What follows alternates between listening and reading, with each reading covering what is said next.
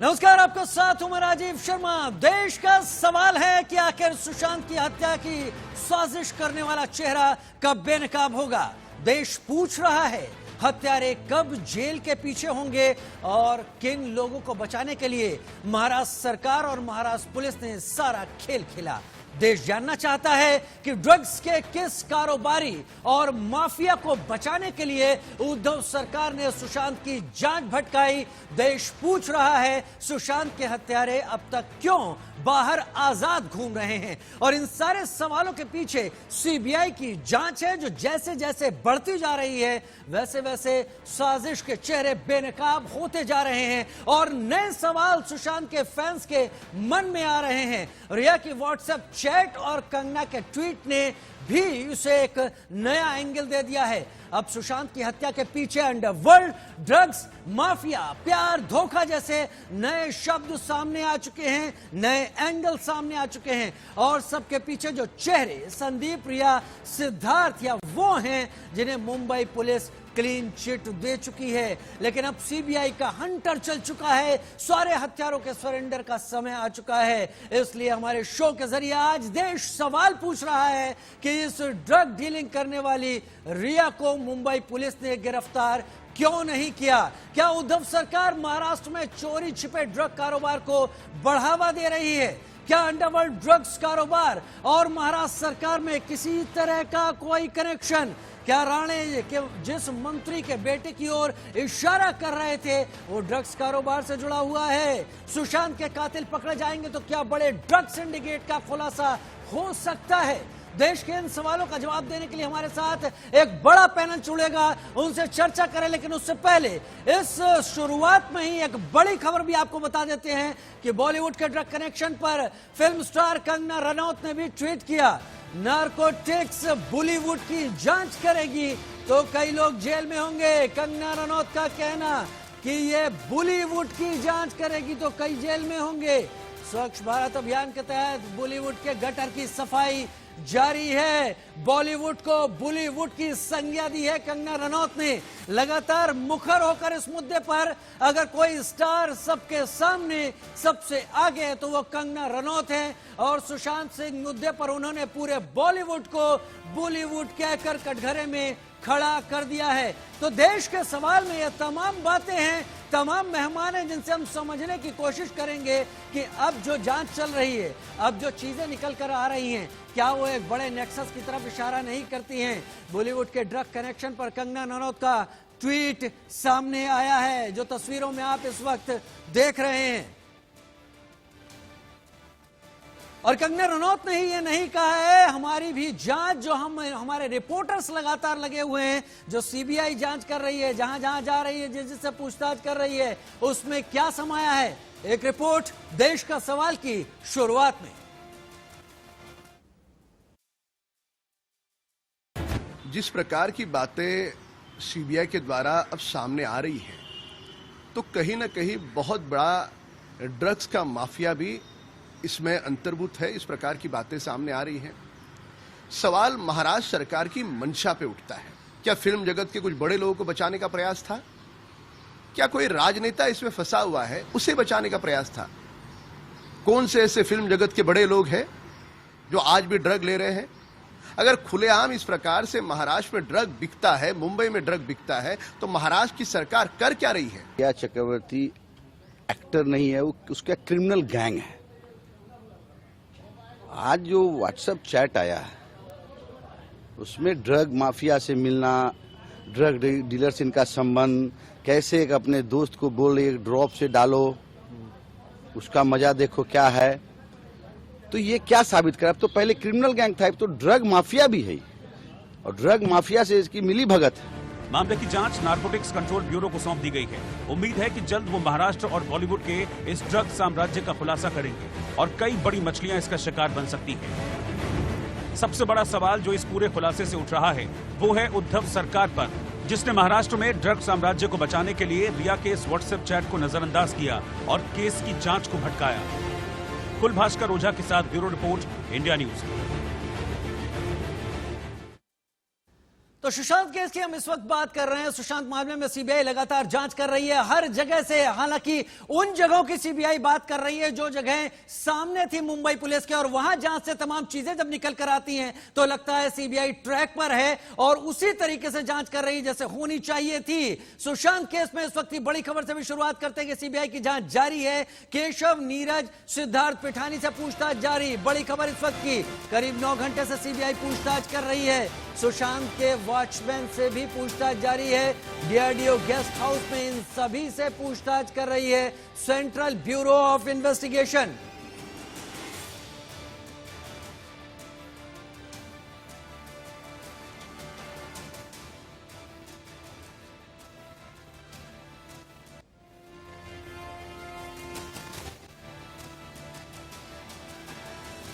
तो बड़ी खबर इस वक्त, सुशांत केस में लगातार पूछताछ जारी है। 9 घंटे से पूछताछ जारी है सीबीआई की। हमारे साथ एक पैनल जुड़ रहा है और पैनल इसलिए जुड़ रहा है कि हम किसी सवाल जवाब या किसी अंतहीन बहस में नहीं उलझना चाहते हैं। हम चाहते हैं कि पैनल हमें भी समझाए कि आखिर जो चीजें अब निकल कर आ रही हैं वो तार्किक हैं या नहीं है, और अगर अब निकल कर आ रही हैं तो इससे पहले क्या हो रहा था। शाइना एनसी वरिष्ठ नेता बीजेपी की हमारे साथ इस वक्त जुड़ गई हैं।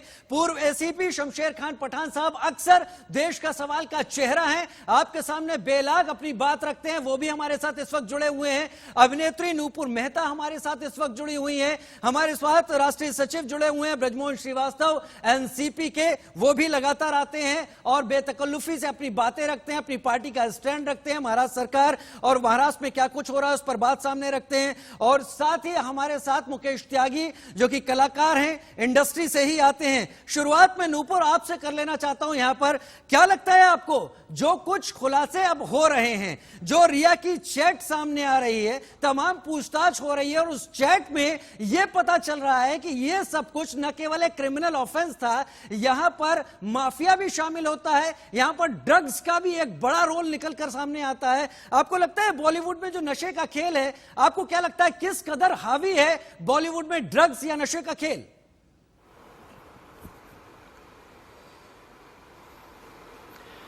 राजीव जी, ड्रग्स बॉलीवुड में है, ड्रग्स हो सकता है हर जगह होगा, सिर्फ बॉलीवुड की बात नहीं है, ठीक है, हर कॉर्पोरेट में होगा, हर बड़े इंडस्ट्री में होगा। ड्रग्स हो सकता है ड्रग्स बॉलीवुड में भी हो, मैं नहीं जानती, मैंने ड्रग्स नहीं देखा है, ना मैं ड्रग्स करती हूं, पर हो सकता है कि हो, मैं आपकी बात को झुठला नहीं सक रही हूं।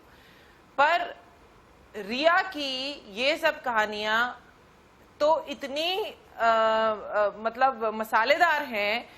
आप बताइए, रिया चक्रवर्ती से सीबीआई या ईडी इन्फोर्समेंट डायरेक्टरेट सवाल जवाब करती है। ईडी पूछती है रिया से कि आपने क्या किया है इनके साथ, ये सुशांत राजपूत के साथ। वो कहती है मुझे तो पता नहीं, मेरे को तो होश नहीं, मेरे को तो ध्यान नहीं, मुझे तो खबर नहीं। आप ऐसी गोलमोल बातें कैसे कर सकते हैं सीबीआई से? सीबीआई जबकि इतने ऊंचे स्तर की वो इन्वेस्टिगेशन अथॉरिटी है, आप उससे ऐसी बातें कर सकते हैं? क्या आप एफबीआई से ऐसी बातें कर सकते हैं? अब सीबीआई से अगर वो ऐसी बातें कर रही है तो फिर तो उनके साथ बहुत सख्ती से पूछताछ होएगी, ठीक है। पर जहां तक कि ड्रग्स का मामला है, जहां तक कि जादू टोना का मामला है, अब पता नहीं उसने क्या करके रखा होगा। वो नींद की गोलियां खिलाती होगी, वो जादू टोना करती होगी। नूपुर क्या बॉलीवुड में माफिया या ड्रग्स माफिया इस तरह जबरदस्ती ये खेल खेलते हैं जिसमें किसी की जान भी जा सकती हो? मैं ये नहीं कह रहा ये अनुभव आपका होगा, लेकिन क्योंकि बॉलीवुड का हिस्सा है तो गाये बगाए ऐसी चीजें निकलकर आती रहती होंगी आपके भी कानों में।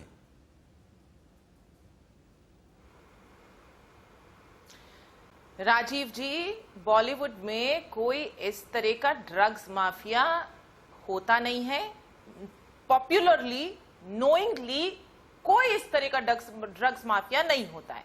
बट अब वो तो इंडिविजुअल चॉइस है, कोई ड्रग्स करना चाहे, कोई ड्रिंक करना चाहे, कोई सिगरेट पीना चाहे, कोई जो भी करना चाहे, वो एक इंडिविजुअल चॉइस है। राजीव जी, मैं आपसे ये कहना चाहती हूं कि सुशांत को सब लोग जानते हैं, वो कोई ड्रिंक नहीं करता था, कोई ड्रग्स नहीं करता था, कोई सिगरेट नहीं पीता था, कोई उसकी लाइफ में कोई ऐब नहीं था। चलिए, भक्ति भजन करने वाला वो आदमी था। नूपुर समझ पा रहा हूं आप कह रही हैं ऐसा कुछ नहीं है नूपुर, लेकिन जो बड़ी खबर अभी मैं दिखाने जा रहा हूं, नारकोटिक्स कंट्रोल ब्यूरो ने भी मामला दर्ज कर लिया है। रिया चक्रवर्ती से अब पूछताछ कर सकती है एनसीबी दिल्ली मुंबई टीम इस मामले में जांच करेगी।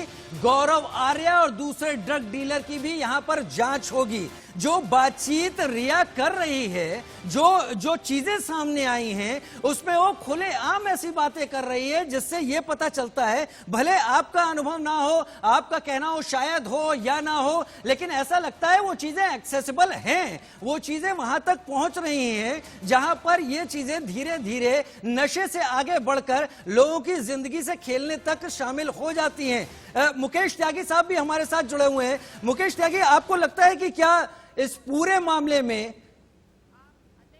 पहले ये बड़ी खबर की तरफ हम ध्यान केंद्रित कर लेते हैं जी, तो नूपुर अभी हमारे साथ जुड़ी हुई। नूपुर, ये जो चीज अब निकल कर आई है कि अगर नारकोटिक्स कंट्रोल ब्यूरो को ये लग रहा है कि ऐसा सब्सटेंस है जिस पे वो जांच कर सकता है, आगे बढ़ सकता है, तो आप अपनी बात को आगे बढ़ा सकती हैं। उम्मीद हो सकता है आपका अनुभव ऐसा ना हो, आपके सामने ऐसे लोग ना आए हो, लेकिन जो कुछ भी जांच में निकलता आ रहा है उसको देखकर तो ऐसा लगता है कि ढके छुपे ये बहुत ज्यादा अंदर तक जड़े जमा चुका है। पर जब तक सीबीआई इसका पूरा खुलासा नहीं कर सकती, हम क्या बोल सकते हैं इसके बारे में, आप बताइए। चलिए, मुकेश जी बोलेंगे। ठीक है, मैं शमशेर जी के पास अभी जाऊंगा। मुकेश जी से संपर्क अभी हमारा साथ नहीं पा रहा है, मुकेश जी के पास भी जल्दी जाएंगे।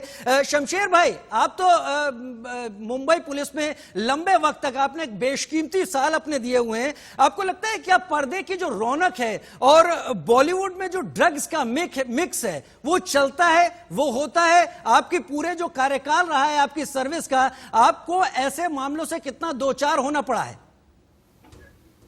देखिए, हम तो कई दिनों से सुनते आ रहे हैं कि बॉलीवुड में ड्रग्स का ज़्यादा लेना देना चलता है। ये बातें सुनते आ रहे हैं। कुछ एक फिल्म हस्तियों को भी ड्रग लेते हुए अब पकड़े भी गए हैं, नाम जिसका देना नहीं चाहता हूँ। ये सुनते आ रहे हैं, लेकिन ड्रग का तो वापर है। लेकिन अभी ये जो मामला अभी ड्रग का जो सामने आया है, तो यहाँ पर जो शक की सुई है ये रिया के साथ साथ सुशांत पे भी जाती है, क्योंकि सुशांत के घर के ऊपर जो पार्टियाँ होती थी उन पार्टियों में ड्रग का सेवन बहुत होता था। अगर आप सुशांत की, अगर रिया की चैट की बात करते हैं, वो कहती है कि वहाँ पर सिर्फ हशीश है, मतलब चरस है, और बड यानी मतलब गांजा है। तो इसका मतलब है कि उस घर में ड्रग चलता था, तो सुशांत कैसा अलाउ करता था उसको? तो एक बात को आप एकदम ड्रिंक करता था, ना कोई ड्रग्स करता था, ना कोई सिगरेट पीता था। लेकिन एक बात मैं ये स्पष्ट कहता हूं, आप एक डिजीज्ड आदमी के ऊपर, जो एक मर गया है आदमी, आप उसके ऊपर ऐसे मत बोलिए कि सुशांत ये बात निकाली कोई ड्रग्स करता था। अब मुझे बताओ, 2 महीने मुंबई पुलिस ने क्या किया? या तो वो नाकारा पुलिस है जिन्हें फौरन ट्रांसफर करना चाहिए, या फिर मालूम पड़ने के बाद उन्होंने ड्रग वालों को सपोर्ट किया।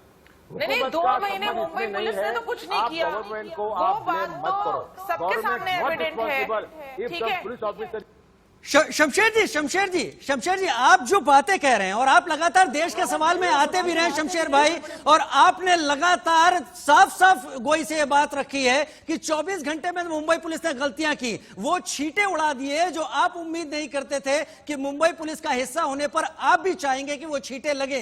क्या आपको लगता है कि जो चीजें अब निकल कर आ रही हैं, ड्रग्स का सिंडिकेट निकल कर आ रहा है, क्या इसे बचाने की कोशिश नहीं की गई? शुरुआत में आत्महत्या मानकर नेपोटिज्म की तरफ जांच ले जाकर क्या यह बचाने की कोशिश नहीं की गई थी अब तक? शमशेर भाई, नेपोटिज्म के एंगल पे जो गलत गया वो कंगना रावत ने उनको वहां लेके गया था। कंगना रावत जो भी कहती है नेपोटिज्म एंगल पे उसी ने खींच के वहां ले गए थे उनको, और पूरा नेपोटिज्म पे पूरा हमारा बैंड्रा पुलिस काम करने लगा।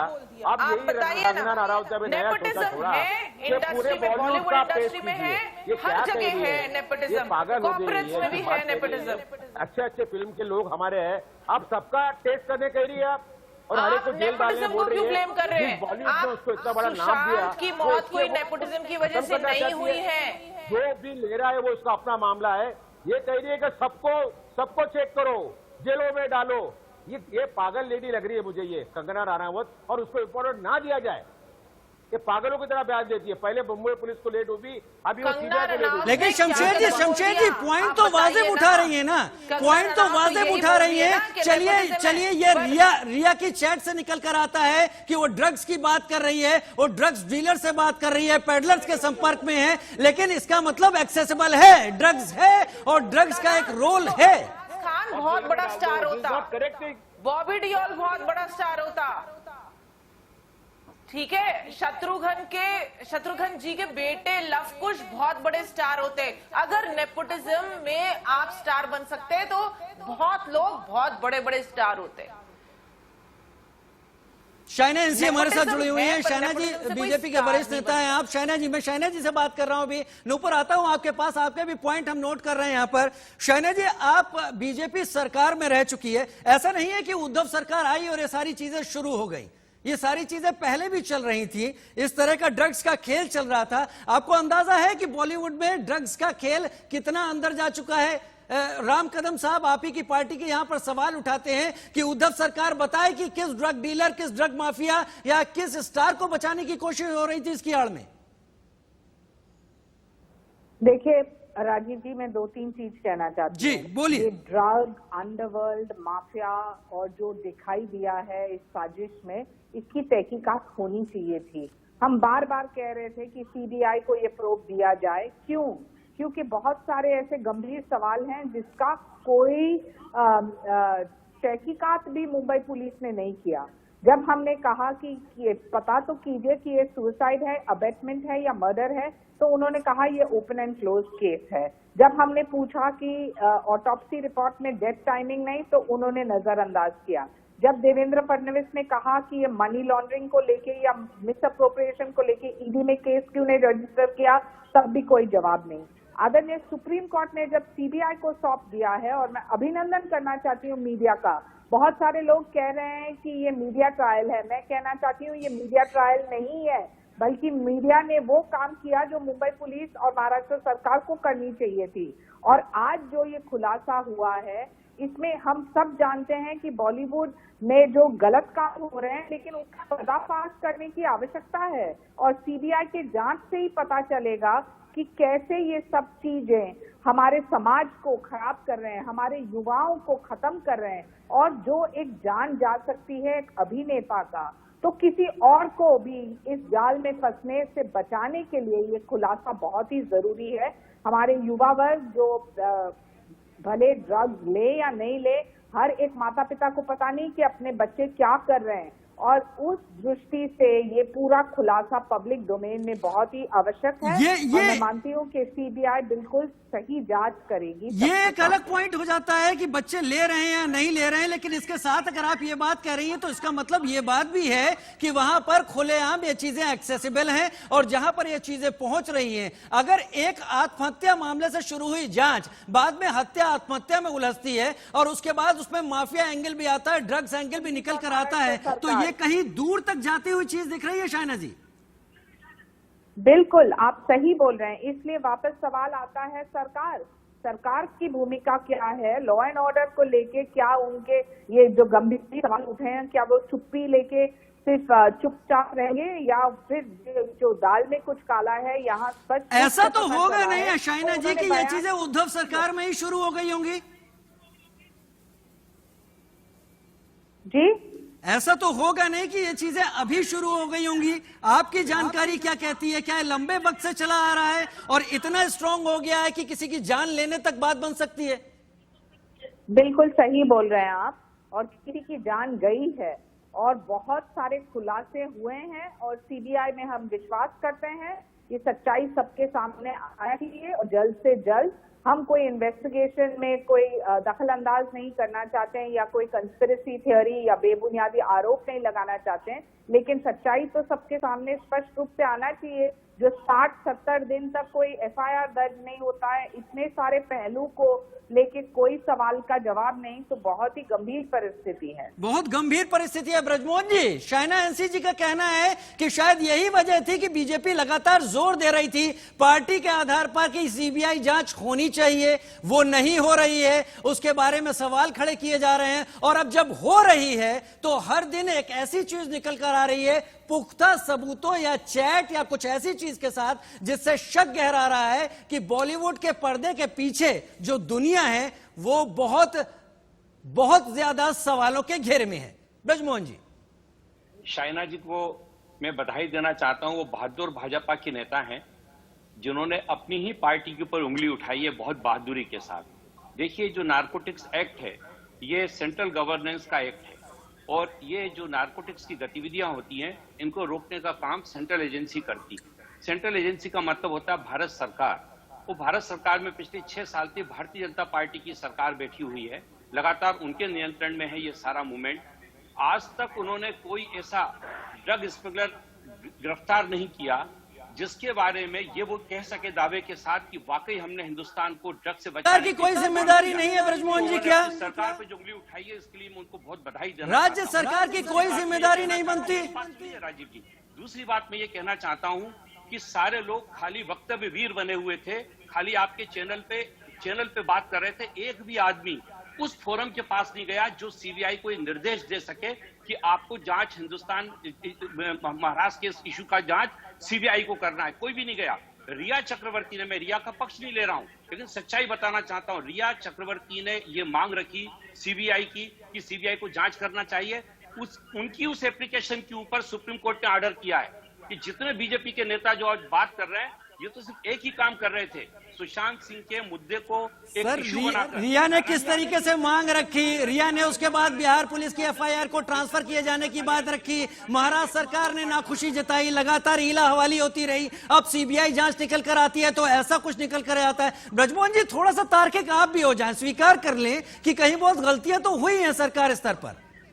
की बात पर कार्रवाई करें और बताएं कि उन्होंने हिंदुस्तान में इस पिछले 6 साल के शासन में कितने लोगों को गिरफ्तार। शमशेर जी मेरे साथ, शमशेर जी जुड़े हुए बहुत मुस्कुरा रहे हैं और उन्होंने ऐसे तमाम केसेस की जांच की है। शमशेर जी, हर मुंबई फिल्म ड्रामा ये कहता है कि एक काल्पनिक कहानी हो सकती है, लेकिन यहाँ पर काल्पनिक ऐसा संयोग से जुड़ता हुआ दिखाई पड़ रहा है कि वही असलियत है। ये तो पूरी तरीके से उघाड़ के रख दी पूरी मुंबई फिल्म इंडस्ट्री, जहां पर इतना ज्यादा पेनिट्रेशन ड्रग्स का और माफिया का दिख रहा है।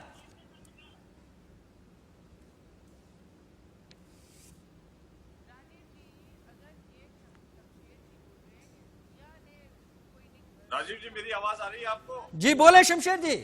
कह रहे हैं ये अभी सियासी गेम है। वो शाइना इंसी का एक पॉइंट लेके इन्होंने त्रिभुवन जी ने बहुत अच्छा बता, मैंने उनको आड़े हाथों लिया है, लेकिन पूरा काम सेंट्रल गवर्नमेंट का नहीं है, ये काम स्टेट गवर्नमेंट का भी है, ये काम मुंबई पुलिस का भी है। मुंबई पुलिस भी उतनी जवाबदार है। ये सुसाइड केस का जो एंगल था ये मुंबई पुलिस तपास रही थी और मुंबई पुलिस को ये मालूमात क्यों नहीं मिली जो सीबीआई को मिली? अगर मुंबई पुलिस को मालूमात मिलती थी कभी तो वो ड्रग का एंगल खोल, बराबर बात कर रहे हैं। लेकिन ये जो सरकार के अंडर में हमारी मुंबई पुलिस है जिन्होंने तपास किया है वो नाकारा लोग हैं और मैं कह रहा हूँ घड़ी घड़ी इनको सबको ट्रांसफर किया जाए एक फेयर इन्वेस्टिगेशन के लिए। मैंने आज भी व्हाट्सएप पे डाला हूं मैंने कि इनको ट्रांसफर किया जाए सब लोग को, right from the IO to CP, they all should be transfer. बहुत गलतियां इस केस में हुई है और एक ही गलती आ रही है। मुझे शमशेर जी, मुझे लगता है कि सीबीआई वहां पर पहुंचेगी जरूर जहां पर अकाउंटेबल हेल्ड करेगी इन लोगों को, तब केवल ट्रांसफर से काम नहीं चलेगा। मुकेश त्यागी साहब हमारे साथ जुड़े हुए हैं। मुकेश त्यागी साहब, वही सवाल आपके पास ला रहा हूं। यहां पर कहते हैं कि जो बॉलीवुड के कथानक या फिल्में होती हैं उनमें कहा जाता है कि अगर इनका सच्चाई से कोई मिलान हो जाए तो केवल संयोग मात्र होगा। जो कहानियां हम तमाम गैंग्स की, माफिया की, ड्रग्स की फिल्मों में देखते थे आज सच साबित हो रही है यहां पर, यहां इस पूरे मामले में। और अब समझ में आ रहा है कि सीबीआई जांच को क्यों दूर किया जा रहा था। मुकेश त्यागी साहब, देखिए राजीव जी, मैं ये बोलना चाहता हूं, मुझे एक शेर याद आ रहा है कि मेरा कातिल ही मेरा मुंसिफ है, क्या मेरे हक में फैसला देगा। वादा था पार लगाने का और साजिश है नाप डुबोने की। अभी एनसीपी के बड़े माननीय नेताजी बोल रहे थे, बड़ी एनसी साइना जी को बहुत बधाई दे रहे थे कि इस तरह से narcotics, drugs and psychotropic substance act के अंदर कोई एक्शन सेंट्रल गवर्नमेंट ने नहीं लिया। मैं आपको ये बता देना चाहता हूं कि अजीत पवार जी के जो बेटे हैं उन्होंने खुद ही सीबीआई की डिमांड करी है। पार्थ पवार की आप बात कर रहे हैं ना? पार्थ पवार साहब ने डिमांड की है, ब्रजमोहन साहब भी इस बात को मानते हैं। मेरा सिर्फ इतना कहना है कि यह मामला जिसको केवल आत्महत्या कह दिया गया था, वहां पर इतनी चीजें निकलती आ रही हैं। आखिर क्यों, आखिर कैसे, आखिर कितना एक्सेसिबल है ड्रग माफिया बॉलीवुड के अंदर? मुकेश त्यागी साहब, इससे पहले कि मैं एलन राव साहब के पास जाऊं, आज ये व्हाट्सएप उजागर हुए हैं। अभी ईडी और सीबीआई ने 20 बड़े इन्फ्लुएंशियल लोगों के नाम अभी जारी नहीं किए, लेकिन उन्होंने आइडेंटिफाई कर लिया कि ऐसे ऐसे कौन से आदमी इसमें इन्वॉल्व थे जो कि इस केस को इन्फ्लुएंस करना चाह रहे थे। तो इस केस को जिस तरीके से एफआईआर फाइल नहीं की गई, जिस प्रकार से अगर एफआईआर वहां पे बिहार गवर्नमेंट में फाइल नहीं होती और अगर ये केस सुप्रीम कोर्ट पे नहीं जाता तो इसको सुसाइड करके महाराष्ट्र पुलिस बंद करने के लिए बिल्कुल कगार पे थी। तो आप मुझे बताइए कि सत्यता तो कहीं पर छुप जाती। हम ये नहीं कह रहे हैं, हो सकता है सुसाइड हो सकता है मर्डर हो सकता है फाउल प्ले हो सकता है नेपोटिज्म हो सकता है अबेटमेंट हो, लेकिन जब अगर आप इन्वेस्टिगेशन ही ढंग से नहीं करेंगे तो निष्कर्ष पे कैसे पहुंचेंगे? मुकेश त्यागी साहब, जिस सच की आप बात कर रहे हैं कि जो सच छुपा रह जाता अगर सीबीआई नहीं आती, बड़ी खबर, और उसके बाद एलन राव साहब के पास पहुंचूंगा। बड़ी खबर यह आ रही है कि बड़ा खुलासा पूछताछ में सिद्धार्थ पिठानी ने, वही फ्लैटमेट जो उस घर में मौजूद था, उसने कहा कि सुशांत के घर का डिजिटल डाटा नष्ट कर दिया गया है। रिया ने सुशांत के घर लोगों को भेजा था। सिद्धार्थ पिठानी ने यह बात माननी शुरू कर दी है, यानी बयान आने लगे हैं। हमारे साथ पैनल में शामिल शमशेर खान पठान साहब लगातार कह रहे थे कि इसको ग्रिल करने का तरीका दूसरा था, पूछताछ करने का तरीका दूसरा था, सबसे पहले घर के लोगों पर ध्यान केंद्रित करना था, और वही होता दिख रहा है। जो लोग घर के अंदर मौजूद थे वो अब बता रहे हैं डिजिटल डाटा नष्ट कर दिया गया, यानी एक तरीके से सबूतों से छेड़छाड़ की गई है। सबूतों से छेड़छाड़ ही नहीं की गई है, एक शख्स को ड्रग्स का आदी बनाने की भी शायद कोशिश की गई है। एलन राव साहब हमारे साथ इस वक्त जुड़े हुए हैं। एलन राव साहब, आपने लंबी सेवा की है दिल्ली पुलिस में डीसीपी के तौर पर, नारकोटिक्स को भी लेकर आपने तमाम काम किया है। अगर डिजिटल डाटा नष्ट हो जाता है, क्राइम एंगल आ जाता है, उसको इग्नोर करने की तमाम बातें लगातार सामने आती हैं, तो जो अब सामने आ रहा है उसको देखकर तो लगता है कि बॉलीवुड और खासतौर पर महाराष्ट्र मुंबई में कुछ ठीक नहीं चल रहा है। यहां पर प्रतिभाओं को ऐसी ही जिंदगी खोनी पड़ सकती है। मैं गलत कह रहा हूं तो मुझे बताएं। देखिए राजीव जी, हम एक चीज को जनरलाइज नहीं कर सकते। एक मतलब है कोई न कोई जो चीज है जो ड्रग माफिया या कहीं भी पूरे ऑल ओवर इंडिया में भी है और उसमें बॉलीवुड में भी है, लेकिन हम सारे बॉलीवुड को इससे कनेक्ट नहीं कर सकते। लेकिन हाँ, इस केस को हम अगर कनेक्ट करें, इस केस में जो तथ्य सामने आए हैं उसकी इन्वेस्टिगेशन हम सब जो एलन राव साहब, मेरी बहस का तात्पर्य यह नहीं है कि पूरा बॉलीवुड इसमें शामिल है, बॉलीवुड में भी बेहतरीन लोग हैं, लेकिन एक केस जिसे खत्म करने की कोशिश हुई है उसमें हर दिन ऐसी चीजें निकल रही हैं जिसको देखकर लगता है कि जांच गंभीरता से किए जाने की जरूरत है। और अगर ड्रग्स माफिया का एंगल सामने आता है तो आप कितना गंभीर मानते हैं? आप ये देखिए, संदीप सिंह अब से गायब हो गए, उनका पता लगाना बहुत मुश्किल हो गया, जो कि इतने सक्रिय थे। वहां पर लगातार उनके हाथ में त्यागी जी, आप मेरी बात पूरी होने दीजिए। आप पहले बीच में आप बोल रहे हैं, मैं जी बोले एलन राव साहब। मैं पहले से बता रहा हूँ ये बात कि सीबीआई को सच्चाई लगाने में थोड़ा टाइम लगेगा, और सीबीआई का इन्वेस्टिगेशन का जो पैटर्न है वो बहुत अच्छा सिस्टमेटिक चल रहा है, हर एंगल को लेकर चल रही है। और ये एक ही एंगल पे नहीं जा रहे हैं कि एक ही एंगल पे कोई जैसे, मैं पूरे एंगल को थोरोली इन्वेस्टिगेट करके एक एक चीज को साइंटिफिक इन्वेस्टिगेशन के साथ साथ और जो स्टेटमेंट अभी तक लिए गए 66 दिन में मुंबई पुलिस द्वारा, उन सबको कोऑर्डिनेट करते हुए, उनको सबको एक मिलान करते हुए सीबीआई किसी न किसी नतीजे पर पहुंचना चाहती है। और हम सबका यही उद्देश्य है कि इस केस में सच्चाई पता लगना चाहिए। इसमें कोई भी जैसे तुक्के वाली बात या ये गैस, अगर आपने अपना वक्तव्य खत्म कर लिया हो, अगर सुप्रीम कोर्ट निर्देश नहीं देते तो सीबीआई का ये इन्वेस्टिगेशन होता ही नहीं। हर मामला, हर नई बात अगर खड़ा करे बवाल तो बनता है देश का सवाल। और ब्रेक के बाद, हेडलाइंस के बाद बात इस वक्त की बड़ी खबर की, उसके बाद पैनल पर जाएंगे। रिया चक्रवर्ती को जल्द समन भेजने की तैयारी, एनसीबी रिया चक्रवर्ती को समन भेज सकता है। नारकोटिक्स कंट्रोल ब्यूरो आज ही रिया को समन जारी किया जा सकता है। सूत्रों के हवाले से खबर, आज ही तय होगा रिया से पूछताछ कब और कहां होगी। एनसीबी की मुंबई टीम कर सकती है जांच, तो बड़ी खबर है इस वक्त की। हमारे साथ हमारा पैनल लगातार जुड़ा हुआ है। शमशेर खान अपनी बात रख रहे हैं, एलन राव साहब भी अपनी बात रख रहे हैं, तमाम लोग और जुड़े हुए हैं। नूपुर, आपके पास आता हूं। आपके ही बॉलीवुड की कंगना रनौत एक मशहूर फिल्मकारा हैं, अभिनेत्री हैं, उन्होंने आज बॉलीवुड को नारकोटिक्स या ड्रग्स के मामले पर बॉलीवुड गटर कहा है। आप कितना सहमत हैं?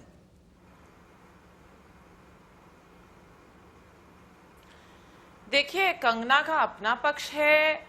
मैं ये नहीं समझती हूँ कि बॉलीवुड कोई बॉलीवुड गटर है या कोई नारकोटिक्स की दुनिया है। बॉलीवुड के भाई सारे बॉलीवुड के सारे लोग नारकोटिक्स में हैं, या मैं ऐसे नहीं समझती हूँ। वो कंगना का अपना पक्ष है, वो समझती होंगी, उन्होंने ऐसा देखा होगा, उन्होंने ऐसे लोगों से मिली होंगी। आदित्य पंचोली से मिलती थी वो, ठीक है, महेश भट्ट से मिलती थी, ऐसे और लोगों से भी मिलती थी वो, जो हो सकता है कि ड्रग्स करते हो। अब हमको क्या पता, ठीक है। पर मैं ये नहीं बोलूंगी कि बॉलीवुड कोई ड्रग्स का, नारकोटिक्स का वर्ल्ड है, और इस बात से तो मैं बिल्कुल सहमत नहीं हूं। कंगना की अपनी सोच है, अपना पक्ष है उनका, उनकी सोच हम कैसे झुटला सकते हैं या हम कैसे उसको कबूल कर सकते हैं।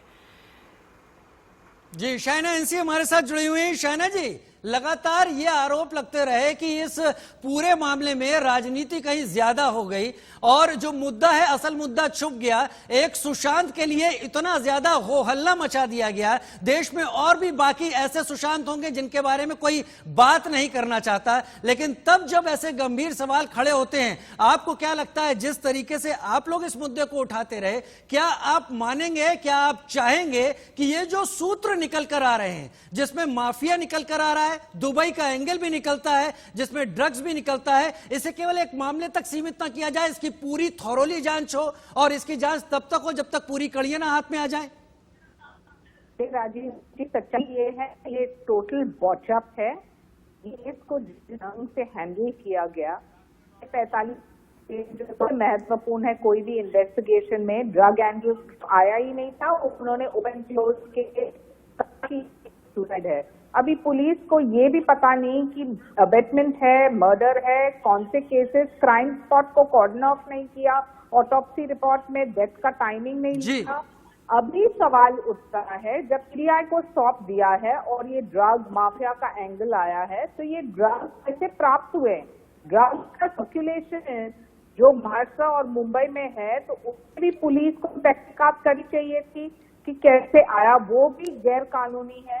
जो पैसे को लेके जो ईडी में केस हमारी मांग थी कि वो रजिस्टर होना चाहिए था, वहां भी नहीं हुआ। तो सीबीआई से बहुत उम्मीद है, और हम मानते हैं कि आज के परिप्रेक्ष्य में आप देखने जाओ तो this is a total failure of law and order. और ये विपक्ष का ही मुद्दा नहीं है। एक लाचार पिता जो एक एफआईआर दर्ज करते हैं बिहार में, और फिर विनय तिवारी आते हैं मुंबई, और मुंबई आते ही 12 बजे रात को उनको क्वारंटाइन किया जाता है, तो क्या वो खैर ये पुरानी बात हो गई, उससे हम काफी आगे आ चुके हैं शाइना जी। अब सीबीआई जांच कर रही है। शमशेर खान पठान साहब भी हमारे साथ लगातार जुड़े हुए हैं। शमशेर खान पठान साहब, इससे पहले मुंबई और बिहार पुलिस में टसल शुरू हो गई थी। खैर मुंबई बिहार ऐसा मामला ना बने ये सभी चाह रहे थे, लेकिन अब ईडी भी है, एनसीबी भी है और सीबीआई भी है। आपको क्या लगता है जांच अपने अंतिम परिणाम पर कितनी तेजी से पहुंचेगी? क्योंकि सीबीआई की कार्रवाई को लेकर आपका भी कहना है कि यही वो तरीका था जो मुंबई पुलिस को अपनाना चाहिए था। जो भी रिजल्ट देना है, रिजल्ट सीबीआई को देना है। मैं अगेन कहता हूं, ईडी का संबंध इस केस से बिल्कुल नहीं है। ईडी क्यों कूदी इसके अंदर, ये सवाल तो मेरे सामने हरदम खड़ा रहता है। एक 15-16 करोड़ रुपए के मामले में जो बैंक टू बैंक ट्रांसफर हुआ है, उसमें ईडी क्यों कूदी है, ये मेरे समझ में नहीं आ रहा है। पैसे का प्रलोभन होता है सर। इलीगल मनी लॉन्ड्रिंग का मामला होता है, illegal money laundering in 100 and 1000 crore, वहां पर ईडी आती है। ये एक बैंक के अकाउंट से पैसे गया है, यहाँ पर at the most income tax only can come and they can interfere in the matter. ED यहाँ पर क्यों आई? चलिए ब्रजमोहन जी कितना इत्तेफाक रखते हैं आप शमशेर खान पठान साहब की बातों से?